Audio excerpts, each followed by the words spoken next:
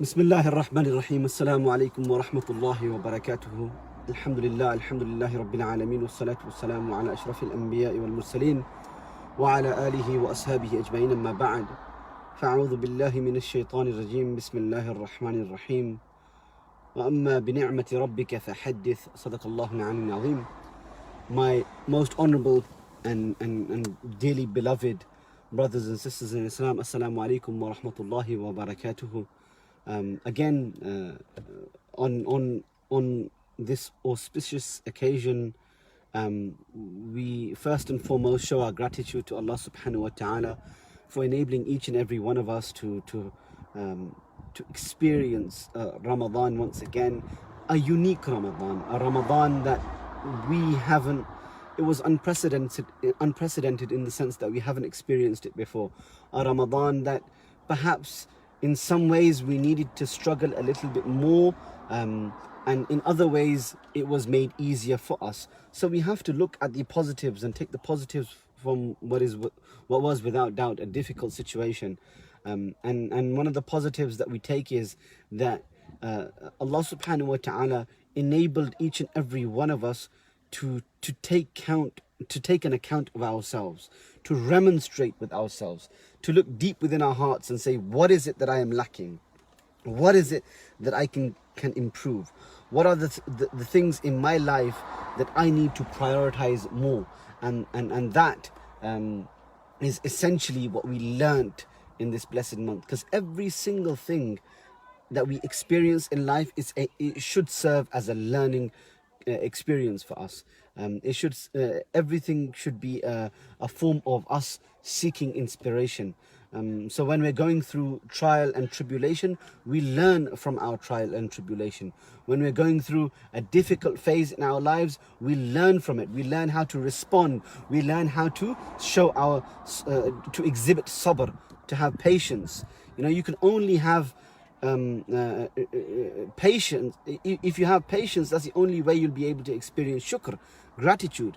So both sabr and shukr are synonymous with one another, and it's something that inevitably each and every one of us has learned in this blessed month.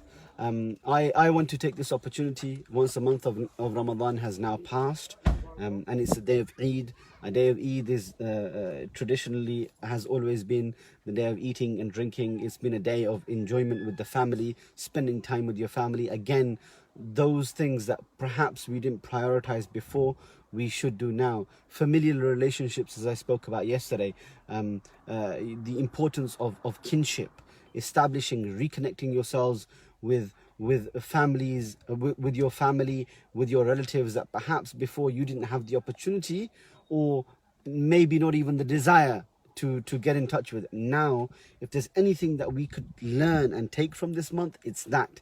It's us reconnecting ourselves with our families, and thereby, because you know, the only way we can truly connect with the Khaliq and the Malik is by establishing a connection with the Makhluq, right?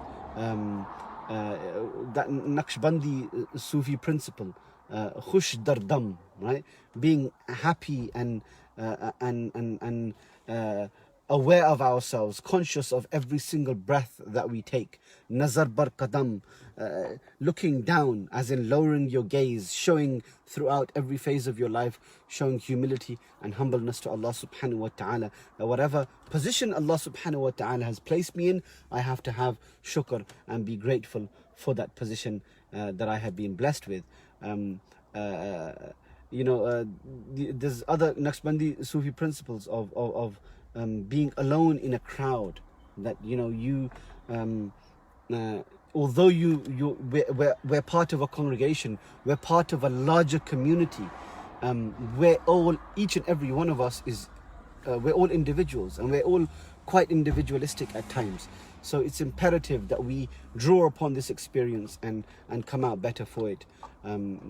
These are days where we show our gratitude, where we thank Allah subhanahu wa ta'ala, but most importantly, we have to endeavor to continue that consistency that we built out throughout the month of Ramadan, continue it afterwards. anytime we learn something new, we've got an opportunity to engage in more worship. That worship is only true worship and sincere worship if it's continuous. You know, if you started praying in the month of Ramadan, then don't stop praying now. Continue your prayers afterwards. If you've been fasting throughout the month of Ramadan, then you know, choose some days, the sunnah days of fasting, Mondays and Thursdays, in the middle 3 days of the month. Identify those days and start fasting on those days, so you may experience that, you know, that taqwa, that God consciousness that each and every one of us needs to have within us. Subhanallah, we are grateful for every opportunity that we've been blessed with. I personally am grateful that in my position, the field that I'm in as an imam, when the masajid have been closed, it gives us a newfound value in things that perhaps we didn't prioritize enough. You know, there's people out there who I know who never once or would only sporadically visit the masjid. They weren't regular attendees. But as soon as the masajid closed and that rahmah and that blessing was taken from them, immediately each and every one of us thought to themselves, well, you know what, why? You know, we want to go and pray in the masjid. Why have our masajid closed? So think of this as a learning curve, that Allah subhanahu wa ta'ala, those blessings that you have, don't take those blessings for granted. That's one of the most important lessons from this month. Don't take these blessings that you have been granted by Allah subhanahu wa ta'ala, don't take them for granted. Don't just overlook them.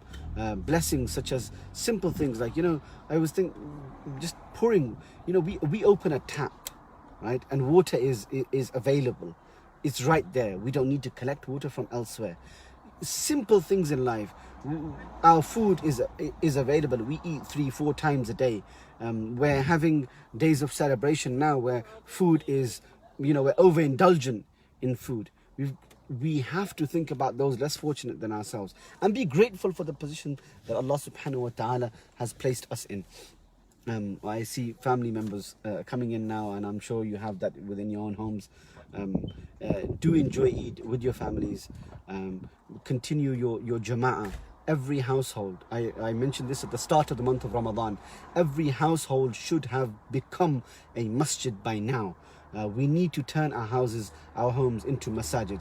That's the only way we can, you know, we can encourage as part of a congregation, and that congregation, although it's become smaller in terms of just our own families, encouraging them to worship Allah subhanahu wa ta'ala together. Because for without doubt, a family that worships Allah together is a family that ultimately stays together. My sincere thanks to each and every one of you who has, throughout the entirety of the month of Ramadan, supported our lessons, our daily durus that have been taking place. I have to thank brother Saqib Khan, who's probably watching right now, who's done a fantastic job throughout the month, brother Rahim, the brothers in Bashir Ahmed Masjid, our regular watchers and listeners who have been supporting us throughout the month of Ramadan with their du'as. It shouldn't end now. Please continue to support us with your prayers. Please continue to make dua for me, members of my family. Inshallah, there's people, I can see messages coming through now, people giving salam and making du'as and requesting du'as. May Allah subhanahu wa ta'ala forever, this is our dua, my dua for you. May Allah subhanahu wa ta'ala keep you forever